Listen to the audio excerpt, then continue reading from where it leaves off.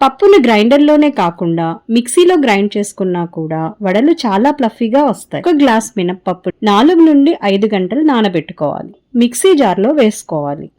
ముక్కలుగా చేసుకున్న ఒక పచ్చిమిర్చి, అల్లం ముక్కలు, కొత్తిమీర, కరివేపాకు మెత్తగా గ్రైండ్ చేసుకొని కొద్దిగా సాల్ట్ యాడ్ చేసుకోవాలి. ఇలా చేయడం వల్ల వడలు చాలా సాఫ్ట్ గా వస్తాయి. పిండిని ముద్దగా తీసుకొని మధ్యలో హోల్ చేసి వేసుకోవాలి. స్టవ్ మీడియం ఫ్లేమ్ లో పెట్టుకొని వడలను తిప్పుతూ కాల్చుకోవాలి. అప్పుడే లోపల కూడా కాలుతుంది. ఇప్పుడు పెరుగు వడల కోసం పెరుగుని తాలింపు పెట్టుకుందాం.